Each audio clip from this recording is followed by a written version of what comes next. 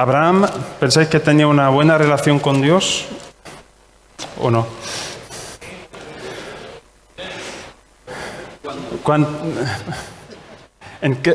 ¿Cómo se llamaba uno de sus hijos? Hacer un poco de historia. Isaac. ¿Y el otro? ¿Quién era mayor?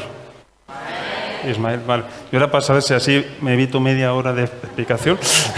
Habéis ganado media hora de tiempo. ¿Quién era el hijo de la promesa? ¿Y el hijo de la no promesa? El hijo con el cual Abraham quiso ayudar a Dios para que se cumpliera su voluntad, ¿cómo se llamaba? Ismael. Muy bien, pues entonces ya sabéis por dónde van los tiros, ¿no? Mencionaré de vez en cuando a Ismael, a veces a Isaac. Entonces ya sabéis que Ismael es el hijo, pues, que Abraham, pues, dijo, bueno, Dios me prometió que tendría un hijo, esto no viene, esta promesa no se cumple, pues le voy a echar una mano.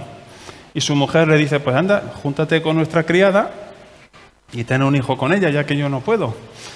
Entonces, fue muy obediente a su esposa y entonces, pues, conoció, se juntó, se unió a la criada y tuvo un hijo precioso, que se llamaba Ismael. Y esa podríamos llamar que es la voluntad permisiva de Dios. A veces, cuando queremos hacer cosas a nuestro antojo, Dios permite. Y tiene dos voluntades. Una voluntad donde Él permite que sucedan las cosas, sencillamente porque ha creado al ser humano libre y donde somos responsables de nuestros actos, somos responsables de lo que hacemos y decimos. Pero por otro lado, Él tiene una voluntad ejecutiva, perfecta, donde lo que Él tiene planificado que se cumpla en tal tiempo, se va a cumplir. Y Él había dado una promesa a Abraham, que tendría un hijo de la promesa. Y cuando llegó el tiempo, pues le nació el hijo de la promesa, que se llamaba Isaac. Entonces, ¿pueden convivir juntos la voluntad permisiva y la voluntad perfecta de Dios? Pues ahí han convivido juntos durante unos años. Lo que pasa es que hay consecuencias. Así que sí es posible. Sí es posible.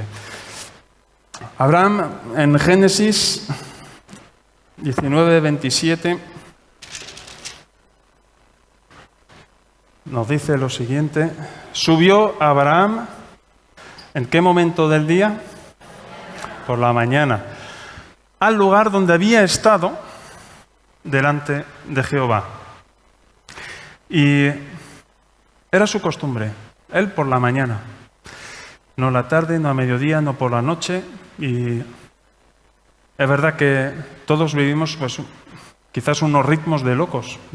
El día solo tiene 24 horas y pasan los días, las semanas, los meses, los años, y a lo mejor expectativas que uno tenía, dice, wow, ha pasado el tiempo y no he conseguido cumplir con las expectativas que yo tenía. Y le echamos la culpa al tiempo, que pasa tan rápido, ¿no? Abraham, pues, tenía esa costumbre, tenía muchas responsabilidades, pero por la mañana, lo primero que él hacía era ir a ese sitio especial.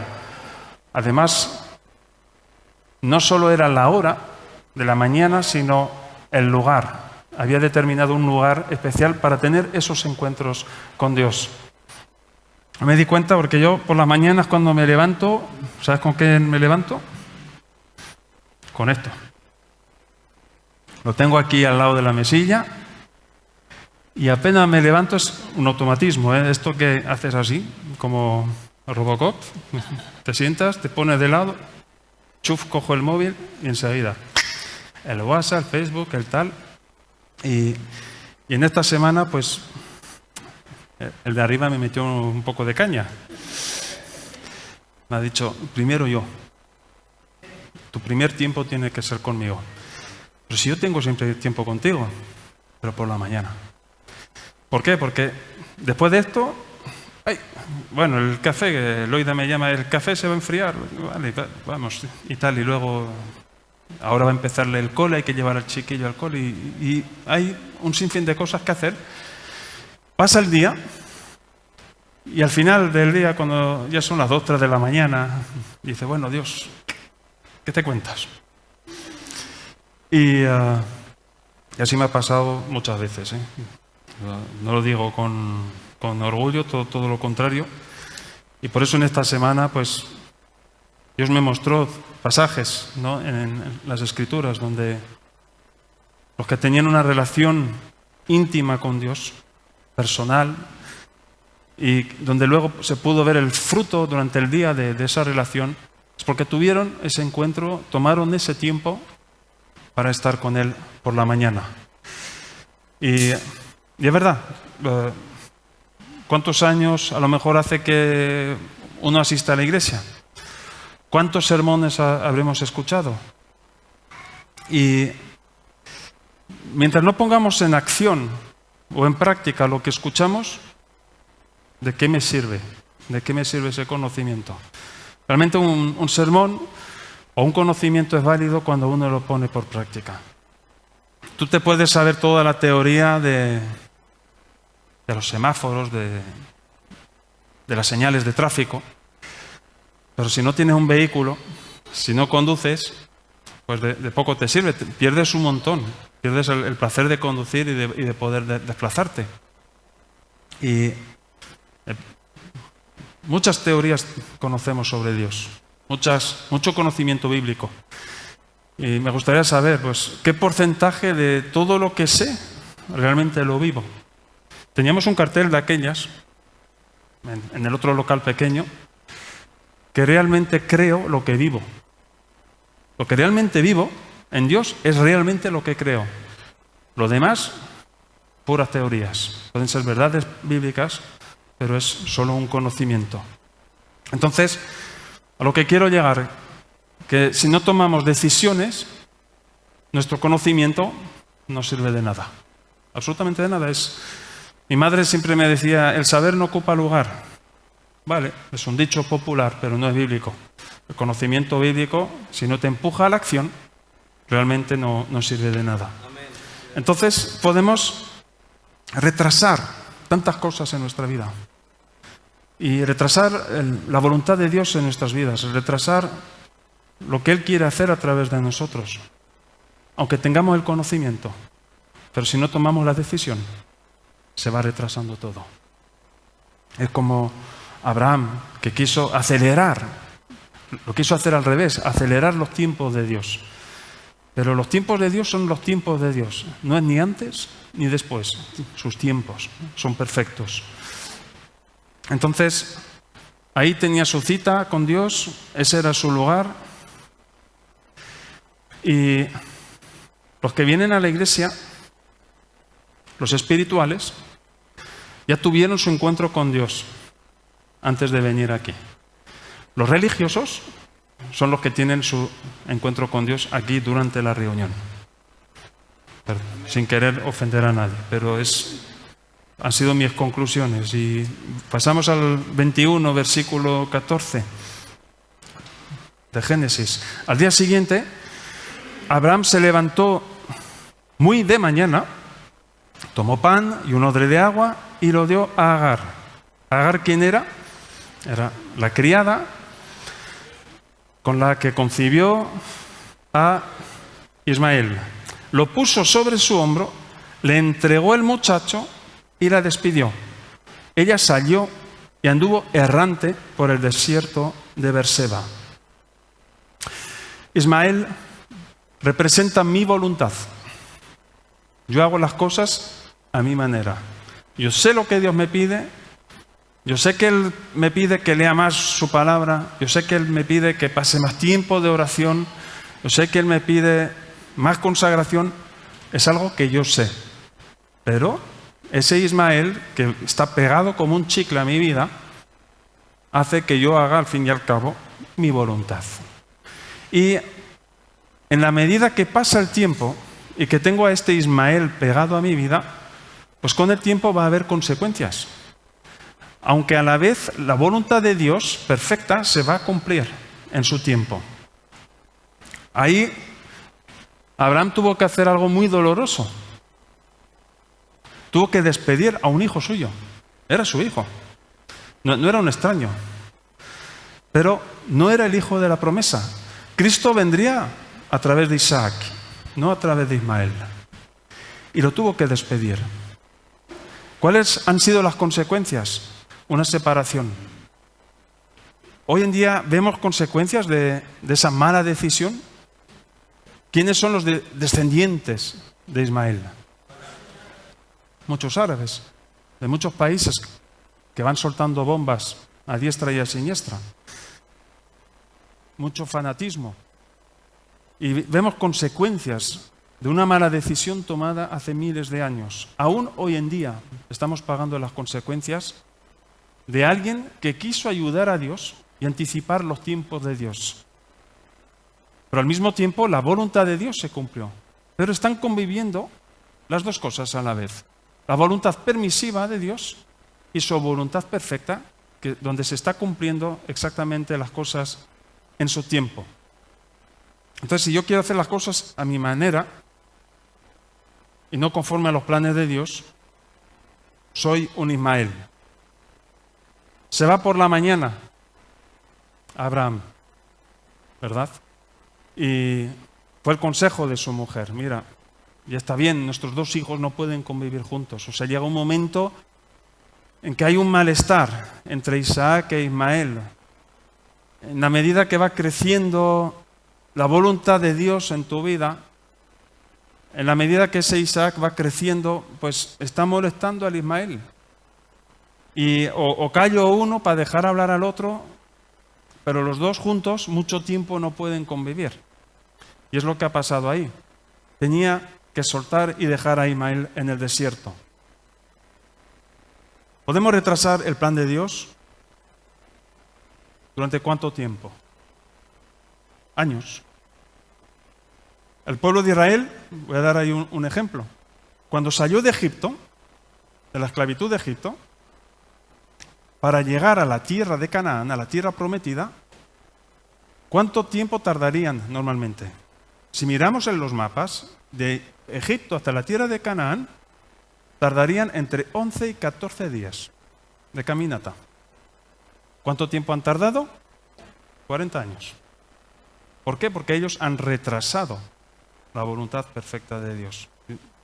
¿Por qué? Por murmurar, por criticar, por estar de mala uva, por estar ahí criticando al líder, al Moisés, por estar quejándose de estar comiendo siempre lo mismo.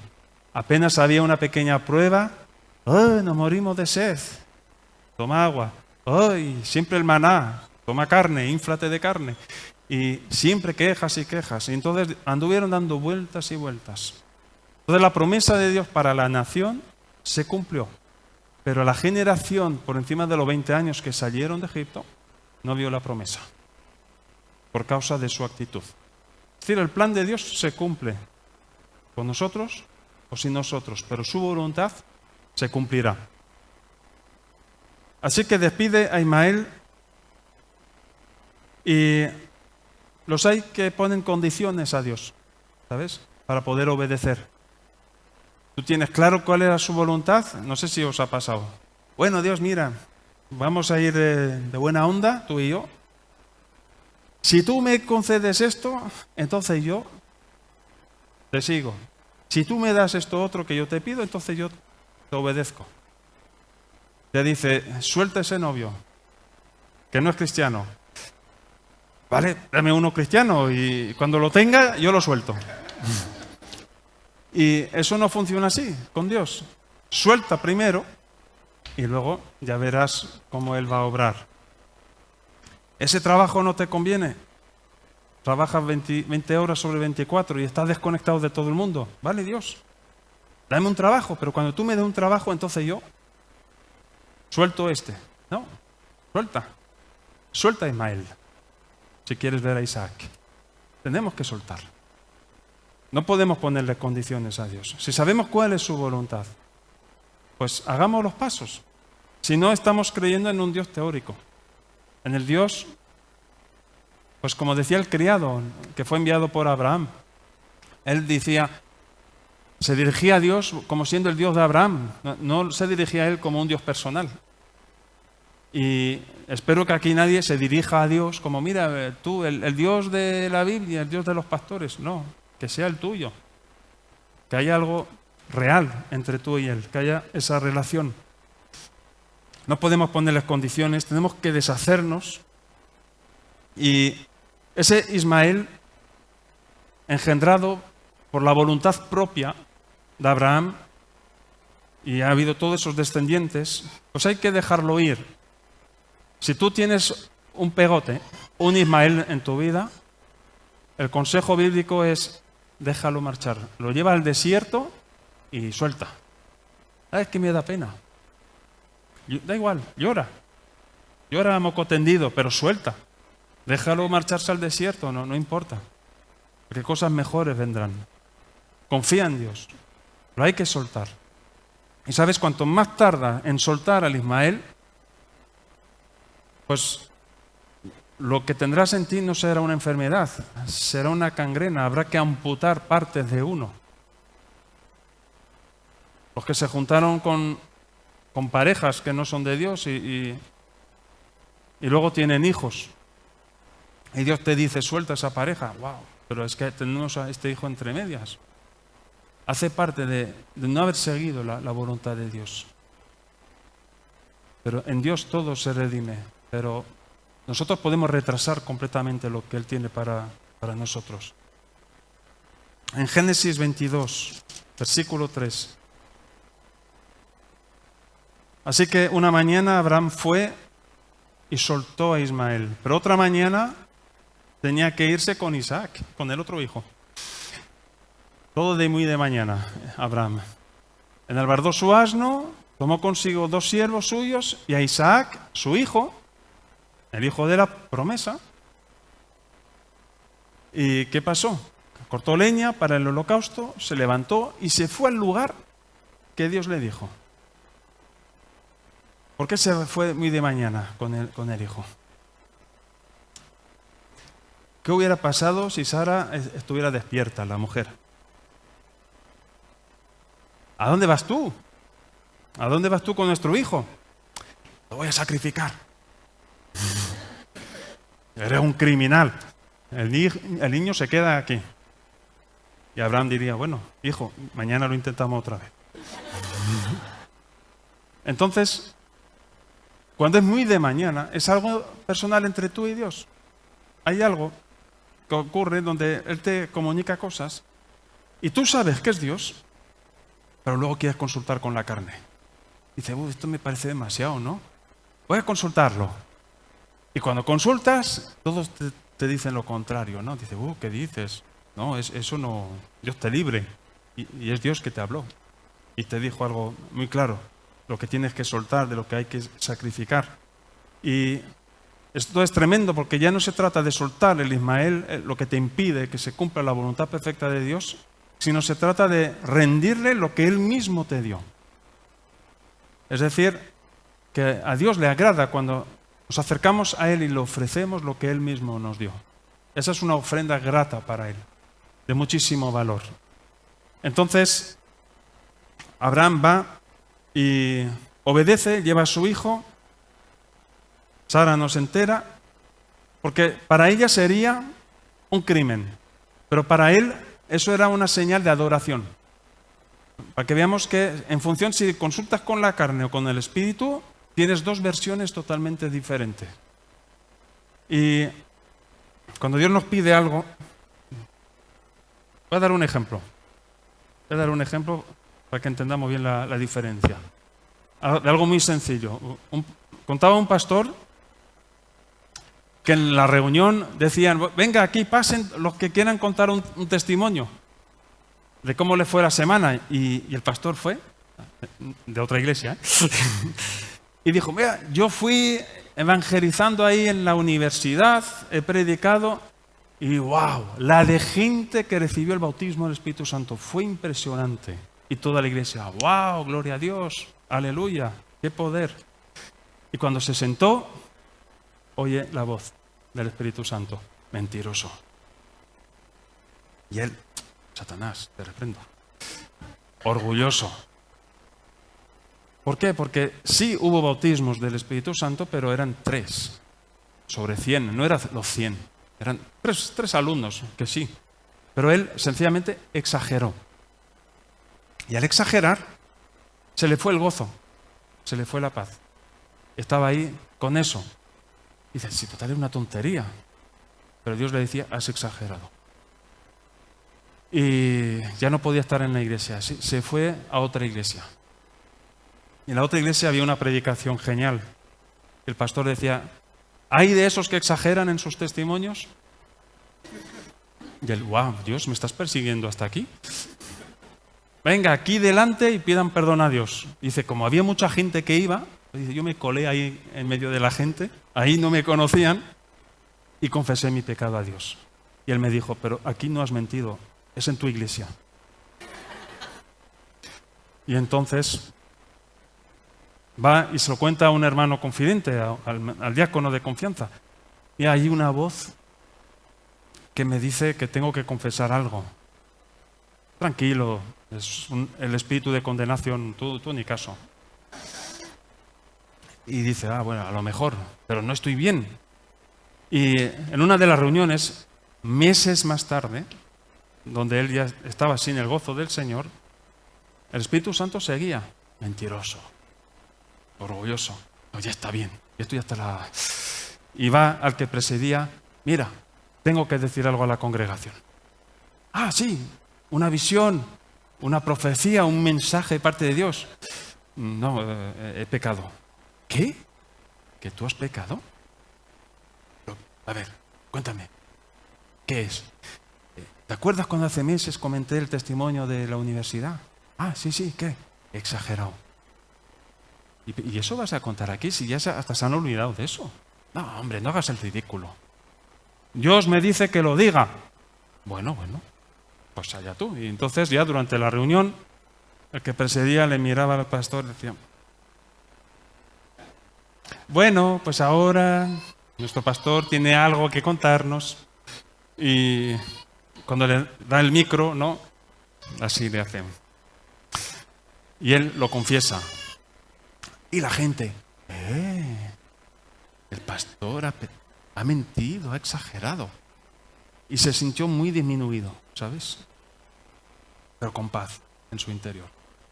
Se sentó y sintió todas las miradas de la iglesia clavadas en su nuca.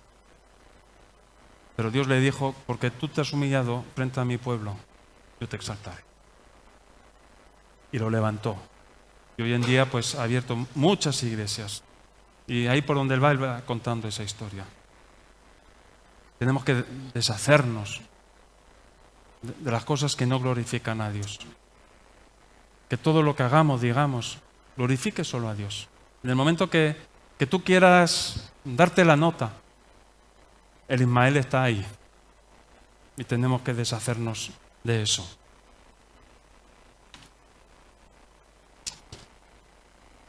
Así que si una vez haces muchas cosas en la iglesia, cállate. No hace falta que lo comentes. Es algo entre tú y Dios. No hace falta que digas, mira, ¿sabes quién ha pintado esto? Yo. ¿Y quién ha reparado los ventiladores? Yo. Y yo de mi bolsillo he pagado el viaje de los misioneros que van a venir a visitarnos, porque en la iglesia, como no hay dinero, ¿lo has visto? Cállate. Que sea un acto de amor entre tú y Dios. Él lo sabe. Pues ya está, es más que suficiente. Y sabes, cuando Abraham subió al monte con su hijo, Isaac, él tenía claro que era un acto de adoración. ¿Y por qué era el tiempo perfecto de Dios? Porque mientras ellos iban subiendo por este lado de la cuesta, de la montaña, ¿qué es lo que subía por el otro lado? El carnerito, la provisión de Dios. Y entonces llegaron a la cita al mismo tiempo. El día exacto, en el momento exacto. Y eso es poder obedecer en los tiempos de Dios. Así que Sara representa pues la filosofía, la lógica, los argumentos, pero destruye la fe. Si Dios te dice algo, te dice arregla esto, pide perdón a tal hermano, y tú, no, pero mira, hace ya mucho tiempo, ya da igual. Si Él te presiona para hacer algo así, obedece. Porque si no, va a seguir y estás retrasando. O sea, es increíble cómo esas pequeñas cosas retrasan completamente el propósito de Dios en nuestras vidas. Es como tener...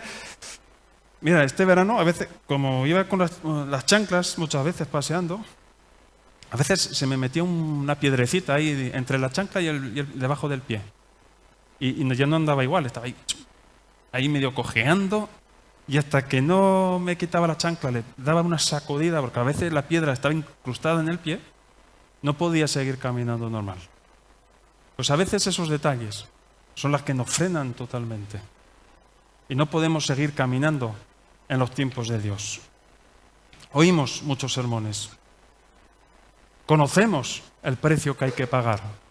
Pero conocer el precio no quiere decir que uno lo haga. Porque, claro, en esta semana estaba pensando y yo digo, ¿qué más podemos predicar que no se haya predicado? Ya hemos dicho de todo. Ya hemos dicho de todo. Hermanos, hay que orar más. Y todo el mundo, sí, hay que orar más. Es verdad. Saber, tener el conocimiento, no es lo mismo que si uno dice, pues lo voy a hacer. Hermanos, hay que leer más la Biblia. ¿Cuánta razón tiene? Pues sí, hay que leerla. Saber que tienes que leerla no es lo mismo que coger y empezar a meditar y leer. Es muy diferente. Entonces, ¿de qué nos sirve inflarnos de conocimiento, de sermones, si detrás de cada sermón no tomamos decisiones, no damos pasos concretos que puedan realmente pues, ayudarnos a no solo a transformar nuestra vida, sino a alinearnos a los tiempos de Dios, a lo que Él quiere hacer? Génesis 28, 18. Se levantó Jacob de mañana, tomó la piedra que había puesto de cabecera y la alzó por señal y derramó aceite encima de ella. Jacob, otro personaje. ¿En qué momento del día había ido? De mañana. No sé, la mañana tiene... Es como los cafés. O sea, los cafés te los tomas por la mañana y es cuando mejor saben. Eso lo digo por experiencia. Lo del café. Y con Dios es lo mismo. Si por la mañana tienes esa costumbre, pues es algo fresco, es algo nuevo, es algo que te ayuda completamente para enfrentar el día. Pero como te levantes con el estrés del día, ay, se me fue la hora, tengo que hacer esto, lo otro, va a ser un día sin rendimiento, sin provecho, donde estarás corriendo de un lado a otro y no sabrás bien lo que ha hecho al final del día. Había una mujer que amaba muchísimo a Jesús. ¿Sabéis cómo se llamaba? María Magdalena. Siempre pienso en ella en los desayunos. En Juan 20, 21. Juan 21. Vamos a ver, Juan 21. Muy bien. Ella lo hizo aún mejor. Él no solo fue de mañana, sino que el primer día de la semana. Doble puntuación para ella. María Magdalena, siendo aún oscuro, fue al sepulcro y vio quitada la piedra del sepulcro. ¿De dónde Jesús la había sacado? ¿Qué era lo que tenía ella antes de tener este encuentro con Jesús? Sí, 7 demonios, 7 malos espíritus habían sido quitados de ella. Y estaba tan agradecida con Jesús. Porque convivir con 7 demonios no es fácil, ¿eh? Es algo bastante tortuoso, tormentoso, pero Jesús la había liberado y el agradecimiento se veía en ella. Había sido llenada del amor de Jesús y ella quiso corresponder a ese amor. Y el amor, ¿qué es lo que quita? Todo temor. Entonces por eso fue capaz de ir a la tumba. ¿Sabes? Tú no vas pronto de la mañana cuando no es de día todavía a un cementerio. Dices, a ver si alguno sale por ahí y aparece algún zombi. Pero no, estaba tan llena del amor de Jesús que quiso presentarse allí. Alguien que le había dado una total libertad en su vida. Ella estaba siempre ahí, ¿eh? tú sigues los relatos de los evangelios. Desde que tuvo ese encuentro con Jesús, servía con sus bienes. ¿Dónde quieres reservar el hotel? Sí, pues tranquilo, que yo ya me ocupo. Era la secretaria, o sea, se encargaba y servía con sus bienes para todo lo que Jesús y sus discípulos necesitaban. Ella y otras personas. Entonces, fue una respuesta de amor hacia Él. En Juan 19:25, en el momento de la crucifixión de Jesús, ella estaba presente. Que a veces siempre nos acordamos que estaba María con el discípulo amado, con Juan, pero ella sí que estaba también. Ella estaba presente, ella no huyó. No lo hizo como los otros discípulos que echaron a correr. Estaban junto a la cruz de Jesús, su madre y la hermana de su madre, María, mujer de Cleofás, y María Magdalena. No huyó, ahí estuvo presente. Es impresionante. O sea, ser capaz de estar frente a aquel a quien tú sirves, que te has gastado un dineral a su servicio, y verlo ahí muriendo en la cruz, y tú estás ahí, no huyes. Juan 20, 1 y 2. Esos son los dos últimos versículos. El primer día de la semana, María Magdalena fue de mañana, siendo aún oscuro, al sepulcro, y vio quitada la piedra del sepulcro. Entonces corrió y fue a Simón Pedro y al otro discípulo, aquel al que amaba Jesús, y les dijo: se han llevado del sepulcro al Señor y no sabemos dónde le han puesto. Ella vio que estaba vacío, fue y lo comunicó a los discípulos. Jesús, ¿a quién se apareció primero? A María Magdalena. O sea, había una tal conexión entre ellos que Jesús va y se revela primero a María Magdalena. Ella lo confundió por el jardinero. Le dijo: miras, no está ahí mi Jesús, mi Señor. O sea, habla de él como su Señor, pensando que estaba muerto. Y vemos el respeto que le tenía y el cariño que le tenía a Jesús. Y cuando Jesús pronuncia su nombre, que fue el primer nombre que pronunció, la primera palabra como resucitado, María. ¡Wow! Raboni. Que en nuestras traducciones está escrito que quiere decir maestro, pero maestro en hebreo, ¿cuál es la palabra? Rabí. Es la única que lo llamó Raboni. O sea, había un cariño especial, una forma de llamarse entre ellos. Es como vosotros. Loida, pues la conocéis como Loida, y yo tengo otros nombres para ella, pero eso es algo entre ella y yo. ¿Por qué? Porque es algo entre los dos. Es como aquí, podemos decir Benjamín, el pastor Benjamín, y cuando va vestido de payaso, jaja. Pero entre ella y Mariluz, pues tienen sus nombres, entre ellos, que nosotros desconocemos. ¿Por qué? Porque es algo especial, es algo único entre ellos. Y no hay otra persona que pueda interferir ahí. Había algo íntimo entre esta mujer y Jesús. ¿Y sabéis lo que hizo esta mujer en el libro de los Hechos? No hay ninguna mención de ella. Y en el libro de Romanos, y en Corintios, hasta el Apocalipsis, no está. No está. A ella le da igual. No necesita pavonearse, no necesita decir a los demás: yo hice esto por Jesús, yo he dado mis bienes, yo hice esto. Era algo entre ella y Jesús. Era su secreto, era su relación personal. Era algo íntimo. Lo que tú vivas con Jesús, con Dios, que sea algo realmente íntimo, que sea algo personal, que sea algo realmente que los demás puedan ver el reflejo, decir: está pasando algo con esta persona, está viviendo algo especial con Dios. Y que lo que vivas con Dios sea tan especial que no encuentres ni las palabras para poder expresarlo, porque es tan íntimo, es tan personal. Y le miras, desarrolla tu propia relación. Y eso rompe totalmente las reglas de la religiosidad. Porque cuando queremos ser religiosos, queremos mantener una imagen de santidad frente a los demás, pero eso es hipocresía. Y Dios lo que quiere es un corazón humillado, como el ejemplo de este pastor ante Él, contrito, un corazón que es capaz de deshacerse del Ismael, de deshacerse de las cosas que haces, que Dios te permite, que sabes que no son de su voluntad, pero que son como un cáncer, al fin y al cabo. Y quiere que tomes realmente ese tiempo.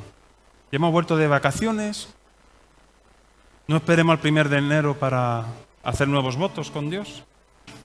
Creo que este es un buen mes para empezar, si es que hemos desconectado en este verano. Y darle la importancia no solo a la mañana, sino al lugar. Vemos que estos hombres, como Jacob, Abraham, tenían su lugar. Cuando estaba de novio con Loida, había un lugar donde yo iba siempre a recogerla. Y es eso, cuando uno está enamorado, ya sabe dónde tiene que encontrarse con el amado o la amada. No hace falta ya ni que se repitan, nos vemos en tal sitio, ya saben dónde se van a ver. Con un guiño de ojo, ya saben, mañana a tal hora en tal sitio nos vemos. Porque si hay mucha gente, pues no, para que no se enteren los demás, se miran, un guiño, y ya se lo han dicho todo. Porque es algo íntimo entre los dos. Con Dios es así. Él quiere que tú le pegues ese guiño. Él te espera cada mañana. Y cada día que pasa, que no pasamos ese tiempo, nos lo perdemos. Es que nos lo perdemos. No lo vamos a recuperar. Pero aún nos queda camino por delante. Son cosas que jamás se podrán recuperar. Es como si yo paso 4 días sin comer. Y digo el quinto día, pues voy a comer 5 comidas, 5 cenas y 5 desayunos, porque no he comido estos 5 últimos días. Y así recupero el retraso. Te vas a pegar un atracón y de ahí al hospital. No se puede recuperar. Deshazte de Ismael. Ofrece a Isaac. Lo que Él te ha dado, vuelve a dárselo a Él, para que Él lo multiplique y para que toda la gloria se la lleve Él. Que podamos pegarnos el guiño todos los días. Que sea un secreto entre Él y nosotros. Que no se enteren los demás, no es necesario pregonar nada. ¿Sabes? Cuanto más hablas de tu relación con Dios, quiere decir que careces de ello. Dime de qué hablas y te diré de qué careces. ¿Verdad? Es como el que quiere demostrar que sabe conducir a los 18 años.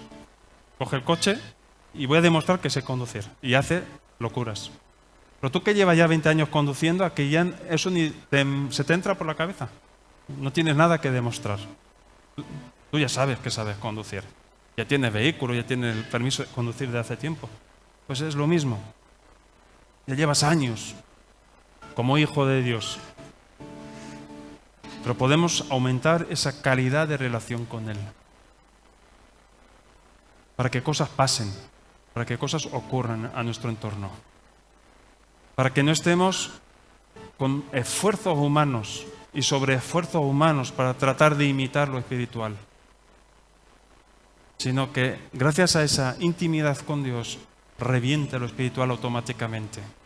Y Dios añada por sí solo los que han de salvarse. Jesús dejó una clave, que sean uno, Padre, para que el mundo crea. Es impresionante. Si fuéramos uno, el mundo creería y no sería necesario ni evangelizar. Y a lo mejor ya no me dejan más predicar. No sería necesario ni hacer campañas de evangelismo. Si su pueblo fuera uno. Y nos esforzamos en evangelismo y hacer muchas cosas. Y son necesarias. Porque carecemos también de otras cosas. Volvamos a las bases. El mundo pasará, pero su palabra no pasará. Es la misma. Y cuando se termine este mundo, que reviente y sea consumido por el fuego, su palabra seguirá siendo su palabra, seguirá permaneciendo y seguirá teniendo valor. Y si en su palabra yo veo que hay tantas personas que buscaron a Dios de mañana, algo nos querrá decir a nosotros. Y a mí el primero. El Señor os bendiga.